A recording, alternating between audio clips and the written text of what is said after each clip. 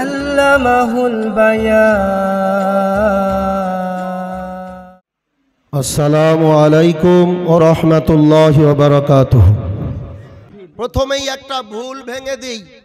আজকের এই সমাজে মানুষের মধ্যে একটা মুসলমানের মধ্যে বিভ্রান্ত তৈরি হয়েছে। প্রথম বিভ্রান্ত হলো, কেউ বলে নবী দিবস করা যাবে, কেউ বলে যাবে না। ঠিক না ভুল বলছি? এ বিভ্রান্ত আছে না নাই? মুরব্বীগুলো খালি ভাবছে কোন মৌলী সাহেবদের পাল্লায় পড়লাম, যাই কোন দিকে। এ বলে জায়েজ, ও বলে জায়েজ নয়, ও বলে হারাম, ও বলে মাকরুহ, কোন দিকে যাব আমরা? এরকম প্রশ্ন মনে আছে না নাই? সারা ইউটিউব খুলবেন, দেখবেন ইন্টারনেটে কেউ বলছে এটা পুরো হারাম, কেউ বলছে এটা করতেই হবে, কেউ বলে নবী দিবস হারাম, মিলাদুন নবী হারাম, কেউ বলে সিরাতুন নবী হারাম। আমি কাল সিরাকলে এই কথাটা বলছিলাম। আমাদের সমাজে একদল যুবক, তারা একটু ইউটিউব মুক্তি হয়েছে। কি মুক্তি? অনলাইন মুক্তি। ইন্টারনেটে দেখে দেখে বক্তাদের কথা শুনে শুনে এত বড় বড় ফতোয়া ঝাড়ছে, আলেমরা ফেল। মনে হয় 10 বছর এই ঘষে ঘষে আমাদের কোনো লাভ হয় নাই। তাদের এত বড় বড় ফতোয়া, কোনটাকে হারাম বলে, কোনটাকে নাজায়েজ বলে, কোনটাকে জায়েজ বলে, আজও পর্যন্ত কোনোদিন কোনো মাদ্রাসায় কোনো মক্তবে গিয়ে যারা একটা আলিফ বা শব্দ পড়ে নাই, তারা নাকি মুক্তি। সমাজের হাল এর আগেও গল্প করেছি, এই বয়ান করেছি যে সমাজের যা দশা, ইসলামকে ছাড়তে ছাড়তে মানুষ একেবারে হাফ প্যান্ট বানিয়ে ফেলেছে। ছাড়তে ছাড়তে ফুল প্যান্ট থেকে হাফ প্যান্ট। গতকাল বলছিলাম, মুরব্বী মানুষ বাজার থেকে অর্ডার করে, একটা অনলাইনে অর্ডার করেছে, ফ্লিপকার্টে প্যান্টের অর্ডার করেছে, ফুল প্যান্ট ফ্রি সাইজ। বেটে মতো মানুষ ফ্রি সাইজ ঘরে আসার পরে কম দামে দেখছে সে পা থেকে 1 হাত বড়। ঘরের বিবিকে বলছে, বিবি মাল তো কিনলাম, কম দামের অফার পেয়ে এ তো কাটতে হবে, তো একটু কেটে আর সেলাই করে দাও, মাপ করে, অন্তত একটু যতটা বেশি হয়েছে ওইটা একটু কেটে দাও। বিবি বলে, আমার মাথা যন্ত্রণা হচ্ছে, শুয়ে আছি, ওসব আমার ভালো লাগছে না, আমি পারবো না। মুরব্বী বৌমার কাছে গিয়ে বলছে, বৌমা এই প্যান্টটা অনলাইনে কিনেছি, সে তো যা মাল দিয়েছে এত বড়, তো ওইটা একটু কেটে ছেঁটে একটু ঠিক করে দাও না। বৌমা বলে, আপনার নাতিকে স্কুলে পাঠাবো, তার খাওয়ানো দাওয়ানো রান্না করা এই সব ঝামেলা আব্বা আমাকে বলবেন না। মেয়েকে গিয়ে বলছে, মা একটু দেখ না রে, এই অবস্থা, প্যান্টটা ফুল হয়ে গেছে, এত বড়, একটু কেটে সমান করে দে না, সেলাই করে। মেয়ে বলে, আমার কলেজের সময় হয়ে গেছে আব্বা, আমার দ্বারা সম্ভব না। মুরব্বী রেগে তাকের উপরে রেখে দিয়ে আর ব্যাগটা নিয়ে বাজারে চলে গেছে। এরা কেউ কথা শুনবে না। মুরব্বী ফেরে না। বুড়ির মনে হলো, যাক বেচারাটা আশা করে বলেছিল একটু কেটে সেলাই করে দিতে, অন্তত দিই। বুঝতে পারছেন না? ঘরে কাঁচি ছিল, নিয়ে ভালো করে খানিকটা কেটে সেলাই মেরে তাকে রেখে দিয়েছে। স্কুলে বাচ্চা দিয়ে আসার পরে বৌমার মনে পড়েছে শ্বশুর একটা আদেশ করেছিল। বৌমাও ঘরের ভিতরে নিয়ে এসে সেও মাল খানিকটা কেটেছে, কেটে সেও সেলাই করেছে। মেয়ে কলেজ থেকে ফিরে সে বলে, আব্বা আশা নিয়ে একটা কথা বললো, আর আমি মেয়ে হয়ে এত খরচ দিচ্ছে, একেবারে না করা যায়, যাক অন্তত করে দিই। সে আর জানে না যে দুজনের কাটা হয়ে গেছে। বুঝতে পারছেন না? সেও এতটা মাল কেটে একেবারে আউট করে সেলাই করেছে। পরের দিন সকালবেলা প্যান্টটা বের করে বাজারে যাবে, পরতে গিয়ে দেখে সে হাফ প্যান্টও নেই, জাইয়া হয়ে গেছে। কি হয়ে গেছে? হায় রে ভাগ্য। পুরো ফুল প্যান্ট বড় হলো, সেই প্যান্ট জাইয়া এসে ঠেকলো। এ সমাজের দশা ঠিক এই রকম। এটা করতে নেই, সেটা করতে নেই, শুভরাত হারাম, শবে কদর হারাম, মিয়ারাজ হারাম, এই হারাম সেই হারাম করে কাটতে কাটতে 40-এ খেতে নেই, 30-এ খেতে নেই, 10 দিন খেতে নেই, ওই করতে নেই, মৌলী সাহেবদের পড়াতে নেই। এক কথায় অনলাইন মুফতিরা ফতোয়া মেরে মেরে ইসলামের আর কিছু নাই। ওই জায়গাগুলো কি এসে দখল করেছে? সিরিয়াল দেখা জায়েজ আছে, মোবাইলে নাটক দেখা জায়েজ আছে, গান শুনবো, যতক্ষণ মিলাদ শুনবো তার থেকে গান শোনা জায়েজ আছে, বাজনা শোনা জায়েজ আছে, টিকটক করা জায়েজ আছে, কিন্তু মিলাদ করা জায়েজ নেই। বুঝতে পারছেন না? এ হতভাগা মুসলমান ছাড়তে ছাড়তে ইসলাম জাইয়া হয়ে গেছে। তাই বলি, সব যদি ছেঁটে দেবেন থাকবেটা কি? এজন্য ইসলাম বুঝতে হবে। অনলাইনে ইসলাম পরিপূর্ণ বোঝা যায় না। প্রথমেই বলি, মিলাদুন নবী শব্দের অর্থ হলো, মিলাদ এসছে ওয়ালাদা ইউলাদু মাজদার থেকে। মিলাদ মানে নবীর জন্ম। নবীর কি? জন্ম। মিলাদুন নবী মানে নবীর জন্ম। এই নবীর জন্ম থেকে ওয়াফাতুন নবী পর্যন্ত মানে নবীর মৃত্যু 63 বছরের জিন্দেগি। কত বছর বললাম? 63 বছর জিন্দেগির ভিতরে আমার রসুলের এক এক ধাপে এক একটা পোস্টিং, প্রত্যেকটা বিষয় আমাদের কাছে আলোচ্য বিষয়। নবীর জন্ম হওয়াটা যেমন আমাদের কাছে গুরুত্ব, নবীর সিরত আমাদের কাছে গুরুত্ব, নবীর ফিকির আমাদের কাছে গুরুত্ব, নবীর সুরত আমাদের কাছে গুরুত্ব, নবীর মাক্কি জীবন আমাদের কাছে গুরুত্ব, নবীর মাদানী জীবনটা আমাদের কাছে গুরুত্ব, নবীর ওফাত হওয়াটা আমাদের কাছে গুরুত্ব। এক কথায় নবীর পৃথিবীতে আগমন থেকে বিদায় নেওয়া পর্যন্ত টোটাল 63 বছর আমাদের কাছে গুরুত্বপূর্ণ সময়। যদি বলেন, অনেকের যুক্তি সিরাতুন নবীর জলসা হতে হবে। সিরাতুন নবী মানে নবীর জীবন আদর্শ। নবীর জীবন আদর্শ কখন থেকে শুরু? প্রথম জন্ম থেকে 40 বছর পর্যন্ত আল্লাহ রসুল ছিলেন আব্দুল্লাহর বেটা মোহাম্মদ। কি ছিল? আব্দুল্লাহর বেটা মোহাম্মদ। মক্কার কাফেররা রসুলের ব্যবহার দেখে তানারা উপাধি দিলেন আল আমিন আস-সাদিক। সুবহানাল্লাহ বলবেন না? এই আস-সাদিক উপাধিটা নবুয়তের পরে পেয়েছেন না আগে? কথা বলেন। আগে। এই আস-সাদিক শব্দের অর্থ হলো চির সত্যবাদী। চির সত্যবাদী। বিশ্ব নবী নবুয়ত পাওয়ার আগে জীবনে কখনো একটা জবান থেকে মিথ্যা কথা বলেন নাই। এজন্য মক্কার কাফেররা আমার রসুলকে ডাকতেন আস-সাদিক বলে। আল আমিন, তিনি আমানতদারী ছিলেন। মক্কার কাফেররা তাদের অর্থগুলো বিশ্ব নবীর কাছে জমিয়ে রাখতেন। আপনার কাছে রাখলে আপনি কোনোদিন খেয়ানত করবেন না। সুবহানাল্লাহ বলবেন না? এটা নবুয়তের পরের কথা বললাম না আগের কথা? তাহলে নবুয়তের আগের এই যে সত্যবাদিতা, এই যে আমানতদারি, ওয়াদা পুরোকারী, এটা আমাদের প্রয়োজন আছে না নাই? আমার নবী কি নবুয়ত পাওয়ার পরে বলেছে এবার থেকে সব মিথ্যা কথা বলো? বলেছেন না। যে সাদেক তিনি প্রথমে ছিলেন, জীবনের শেষ মুহূর্ত তিনি হলেন আস-সাদিক। সুবহানাল্লাহ বলেন। 40 বছরে এসে বিশ্ব নবী আরেকটা উপাধি পেলেন, লাকাদ কানা লাকুম ফি রাসূলিল্লাহি উসওয়াতুন হাসানা। নিশ্চয়ই তোমাদের জন্য সর্বোত্তম চরিত্র হলো আমার রসুলের চরিত্র। বলেন না সুবহানাল্লাহ? তখন তিনি রসুল হলেন, নবী হলেন, কিন্তু তার আগের তানার যে আদর্শ ওটা কি গ্রহণযোগ্য নয়? গ্রহণযোগ্য। এবারে আসুন, মিলাদুন নবী আর সিরাতুন নবী। সিরাত মানে নবীর জীবন আদর্শ, নবীর চলা, নবীর বলা, নবীর আচার ব্যবহার, নবীর লেনদেন, নবীর কথাবার্তা, নবীর সাংসারিক জীবন, নবীর বাস্তব জীবন, নবীর সামাজিক জীবন, নবীর রাষ্ট্রীয় জীবন, নবীর রাজনৈতিক জীবন। সাহাবাদের সাথে কি ব্যবহার করেছেন, গরিবের সাথে কি ব্যবহার করেছেন, দুঃখীদের সাথে কি ব্যবহার করেছেন, এতিমের সাথে কি ব্যবহার করেছেন, আল্লাহর সাথে কি কি বিধান নিয়ে কিভাবে চলেছেন, এ সব মিলিয়ে 23 বছর। এটাকে বলে সিরাতুন নবী। এটা পালনীয়। এটা কি বললাম? পালনীয়। উম্মতের দ্বারা পালন করা সম্ভব, তাই এটা পালনীয়। আর নবীর জন্ম অর্থাৎ মিলাদুন নবীটা এটা আলোচ্য বিষয় কিন্তু পালনীয় নয়। কথা বুঝবেন?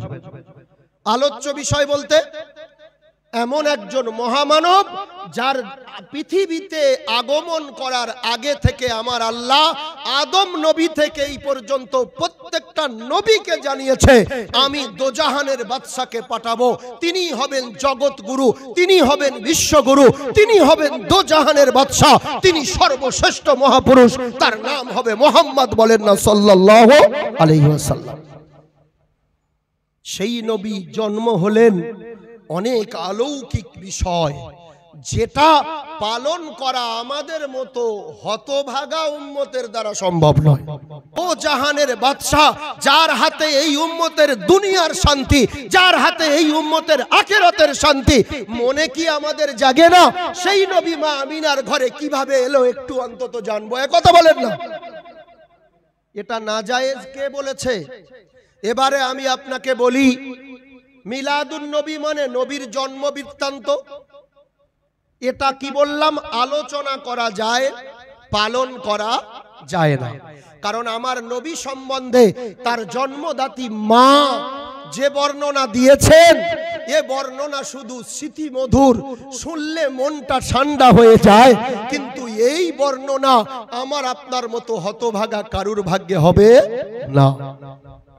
আমি এর পূর্বে গত বছর এটা নিয়ে অনেক কথা বলেছি, দুই একটা বলে আগিয়ে যাব শুধু উদাহরণের জন্য। মা আমিনা বর্ণনা করলেন, আমার সন্তান যখন আমার গর্ভে এলো, সেদিন থেকে আমি আমিনা আমার শরীরের প্রত্যেকটা ঘাম সুগন্ধে ভরা। সুবহানাল্লাহ বলবেন না? মক্কার মানুষেরা আব্দুল মুতাল্লিবের কাছে নালিশ করল, ও আব্দুল মুতাল্লিব, তোমার ছেলের ইন্তেকাল হয়েছে, বিধবা স্ত্রী ঘরে আছে, কিন্তু বিধবা মহিলাদের মক্কার প্রথা হলো সুগন্ধ ব্যবহার করা যাবে না। কিন্তু তোমার বৌমা আমিনা মক্কার জমিনে যখন বের হয়, এত সুন্দর খুশবু মেখে বের হয় যে খুশবু মক্কার কোন কোটিপতির দোকানে পাওয়া যায় না। আব্দুল মুতাল্লিব নিজের স্ত্রীর সাথে আলোচনা করলেন, মা আমিনার কাছে এসে প্রশ্ন করলেন, ও আমিনা, তুমি তো জানো আমি তো কাবার মাতোয়াল্লি, আমার ছেলে ইন্তেকাল হয়েছে, তুমি তো বিধবা হয়ে গেছো, কিন্তু তুমি এত সুগন্ধ পাও তো পাও কোথা থেকে? মা আমিনার সাথে শ্বশুর আর শাশুড়ি কথা বলতে বলতে আমিনার জবানে থুতু এসেছে, আমিনা থুতু ফেললেন, সঙ্গে সঙ্গে খুশবুতে ভরে গেল। আমার আমিনা বর্ণনা করছেন, ও সুরাব্বা, ও শাশুড়ি আম্মা, শুনে নেন, আমি মনে করেছিলাম কাউকে বলবো না, আপনি যখন প্রশ্ন করেছেন বলতে বাধ্য হলাম। আমি কোন দোকান থেকে খুশবু কিনি না, কোন সুগন্ধি মাখি না, আমার শরীরে অটোমেটিক যে সুগন্ধ বের হয়, এটা শুধু আমার পেটের সন্তানের বদৌলতে। বলেন না? আমাদের মায়েদের ওরকম হবে? এই হতভাগা শুধু ঘামের গন্ধ, বুঝতে পারছেন না? আমিনা বর্ণনা করলেন, শুধু সুগন্ধ নয়, ও আমার শ্বশুর আব্বা মক্কার জমিনে গর্ভে সন্তান আসার পর থেকে আমি যখন রাস্তায় বের হই, তখন আমার সোজাসুজি ওই আসমানে একটা কালো মেঘ এসে আমাকে ছায়া দান করে। আমি আমিনা যেখানে হেঁটে যাই, মেঘও আমার সাথে সাথে হেঁটে যায়। বলেন না? সব গল্প শুধু আলোচনা করা যায়, এটা পালন করা সম্ভব নয়। মা আমিনা বর্ণনা করে, আব্বাজান মক্কার কুয়াতে যখন পানি আনতে যাই, ওই কুয়ার ধারে যাওয়ার পরে কুয়ার পানি নিচে থাকে না উপরে? কথা বলতে হবে। নিচে। আমি আমিনা যাওয়ার সাথে সাথে ওই কুয়ার পানি উপরে উঠে যায়, অটোমেটিক বেয়ে পড়ে। ওই কুয়ার পানি যেন বলতে থাকে, ও আমিনা, তুমি কেন কষ্ট করে এসেছো? যদি বলতে আমি কুয়ার পানি অটোমেটিক নালা হয়ে তোমার বাড়িতে চলে যেতাম। বলেন না? হযরতে আমিনা বলে, মক্কার মহিলারা কুয়ার ধারে দাঁড়িয়ে থাকে, আমিনা কখন আসবে। আমি যখন কলসি নিয়ে যাই তখন মক্কার ওই মহিলারা তারা আমাকে বলে, আমিনা তুই আগে পানি নিয়ে চলে যাস না, তোর কলসিটা আমরা তোর বাড়িতে পৌঁছে দেব। ও আমিনা আমাদের আগে পানি নিতে দে। সুবহানাল্লাহ বলবেন না? এগুলো শুনতে আলোচনা করতে ভালো লাগে, কিন্তু এটা আমল করা সম্ভব নয়। মা আমিনা বর্ণনা দিলেন, আমি আমিনা 9 থেকে 10 মাস আমার সন্তান আমার গর্ভে ছিল, কোনো দিন আমার পেট সামান্যটুকু বড় হয় নাই। সুবহানাল্লাহ বলবেন না? আমিনা আরো বর্ণনা করলেন, আমার সন্তান যখন জন্ম হলো পৃথিবীতে ভূমিষ্ঠ হওয়ার সাথে সাথে প্রত্যেকটা সন্তান যখন জন্ম হয় তখন পৃথিবীতে আসার পরে তার নাড়ি কাটা হয় নাকি? কিন্তু আমার সন্তান আসার পরে আমি দেখলাম কেউ যেন আমার গর্ভের ভিতরে নাড়ি কেটে পাঠিয়েছে। বলেন না? প্রতিটা সন্তান দুনিয়ায় আসার পরে প্রতিটা ছেলেকে খাতনা করা হয়, মুসলমানি দেয়া হয়। আমি আমিনা দেখলাম আমার ছেলেকে পেটের ভিতরে কে মুসলমানি করে পাঠিয়েছে। বলেন না? আমি আমিনা দেখলাম প্রতিটা মা যখন সন্তান গর্ভ থেকে পৃথিবীতে ভূমিষ্ঠ করে সন্তানের সাথে সাথে মায়ের শরীর থেকে অনেক রক্ত বের হয়, ছেলের গায়ে নোংরা লেগে থাকে। আমি দেখলাম আমিনা আমার ছেলেকে কে যেন পেটের ভিতরে ধুয়ে পাঠিয়েছে। বলেন না? আমি আমিনা আমার সন্তান পৃথিবীতে আসার পরে আমার সন্তানের কে যেন সুন্দর করে গোসল করে পাঠিয়েছে। প্রতিটা সন্তান দুনিয়ায় আসে, আসার পরে একটু পরে ট্যা ট্যা করে কাঁদে, কাঁদে না? যদি না কাঁদে বলে অ্যাবনরমাল, কাঁদাতে হবে। হসপিটালে দেখবেন খালি লাথি মারছে ছেলের উপর করে, কাঁদিস না কেন? মা আমিনা বলে আমার সন্তান কলিজার টুকরা যখন পৃথিবীতে এলো আমি দেখলাম আমার সন্তান আসার পরে একটু পরেই যেন অটোমেটিক উঠে সেজদা অবস্থায় পড়ে গেল। বলেন না? এরপরে আত্মায়াত অবস্থায় বসে শাহাদত উঙ্গলিটা উপরের দিকে তাকিয়ে আঙুলটা তুলে কি যেন বিড়বিড় করে বলছে। আসমান থেকে একটা আলোর ঝলকানি এলো। আমি আমিনা ওই নূরের আলোতে রোম আর পারস্যের বালাখানা দেখেছি। বলেন না সুবহানাল্লাহ? এই নবীর আলোচনা করা যায়, আমল করা সম্ভব? সম্ভব নয়। মা হালিমা নিয়ে যাচ্ছেন কলিজার টুকরা মোহাম্মদ, গরিবের ঘরে একটা ছেলে আছে, নেবে গো। হালিমা বলে এসছি যখন ফিরে যাব, যাক যদি একটু দেখতে ভালো হয় তবু নেই। পয়সা কম পেলেও দেখবেন বাচ্চা যদি দেখতে ভালো হয় সবাই কোলে নিতে চায়, ঠিক না? যে বাড়ির বাচ্চা দেখতে ভালো কেউ তাকে নামায় না, সবাই বগলে করে খালি ঘোরে। তো হালিমা বলে পয়সা কম, বাপ নেই, এতিম, এসেছি যখন গরিব মানুষ, দুধ পান করিয়ে তো কিছু টাকা পাওয়া যেত। আব্দুল মুতাল্লিব বলেছে দেখো ওই ঘরে একটা বাচ্চা আছে, পয়সা বেশি দিতে পারবো না, যদি নিয়ে যাও দেখো। তো হযরতে হালিমা বলে অন্তত এসেছি যখন খালি হাতে যাব, একটু দেখে যাই, বাচ্চাটা যদি একটু ভালো দেখতে হয় তবু নিয়ে আদর করব। হযরতে হালিমা বলে আমি যখন আমিনার ঘরের দরজা থেকে ভিতরে প্রবেশ করলাম আমার মনে হলো আকাশের 14 তারিখের চাঁদ যেন আমিনার কোলে শুয়ে আছে। সুবহানাল্লাহ। আমি ওই শিশুটাকে নিয়ে যখন আমার উটের পিঠে বসলাম, আমার স্বামী তারপরে উঠে সামনে বসে গাধাটা যখন চালানোর চেষ্টা করলো গাধা বসে গেল। না ভাবলাম গাধাটা নিয়ে এলাম এত সুস্থ, হঠাৎ অসুস্থ হয়ে পড়লো নাকি। আমার স্বামী আবার নেমে গেল, আবার উঠে গাধা যখন উঠে গেল, আবার আমার স্বামী উঠে যখন আবার চালাতে গেল আবার বসে গেল। এভাবে 2-3 বার হওয়ার পরে আমি হালিমা বুঝতে বাকি থাকলো না যে শুধু দেখতে আকাশের চাঁদ নয়, পুরো পৃথিবীটাকে পরিচালনা করার জন্য এসেছে এমন একটা শিশু। আমি কি করলাম, আমার স্বামীকে পিছনে দিলাম আর ওই বাচ্চা নিয়ে আমি হালিমা সামনে বসলাম। সঙ্গে সঙ্গে আমার গাধা দৌড়াতে লাগলো। সব মহিলারা আমার থেকে কত আগিয়ে চলে গেল, আমি সকলকে ছাপিয়ে আগে বাড়িতে চলে গেলাম। সুবহানাল্লাহ বলেন। আমার আল্লাহ বোঝাতে চাইলেন, ওরে হালিমার স্বামী, তোর সামনে বসার অধিকার কে দিয়েছে যেখানে দোজাহানের বাদশা পিছনে আছে? সুবহানাল্লাহ বলেন। কি নবী! এ নবীর আলোচনা করলে মনে শান্তি আসে, মনে শান্তি আসে। চাচা আবু তালেব বলছে, মোহাম্মদ তুমি যে একজন নবী এটা আমি আগে থেকেই জানি, কিছু কথা তোমার মায়ের কাছ থেকে জানি, কিছু বিষয় আমি নিজে চোখে দেখেছি। রসুল বলে, চাচা আপনি কি দেখেছেন? চাচা বলে, সকালে তুমি জন্মগ্রহণ করলে, এ মোহাম্মদ সারাদিন তোমাকে বাড়ির বাইরে বেদ করা হয় নাই। সন্ধ্যাবেলা চৌদ্দবী রাতের চাঁদ, আমি তোমাকে বাড়ির বাইরে খাটিয়াতে তোমার মা শুইয়ে দিয়েছিল, তুমি মোহাম্মদ খেলছিলে, হাত নেড়ে খেলা করছিলে, হাত নড়ছিল, পা নড়ছিল, আমি আবু তালেব তোমার দরজার সামনে দাঁড়িয়েছিলাম। এমন সময় আসমানের দিকে তাকিয়ে দেখলাম আকাশের চাঁদটা যেন অটোমেটিক এসে তোমার সামনে চলে এসেছে। সুবহানাল্লাহ। আমি আবু তালেব ঘাবড়ে গেলাম, হায় হায় আকাশের চাঁদ মনে হয় ভেঙে পড়ছে, আমার ভাতিজার মাথার উপরে পড়বে। আমি ঘেবড়ে গেলাম। তারপরে দেখলাম না না, এই চাঁদটা নড়ছে, হেলছে, দুলছে, নাড়ছে।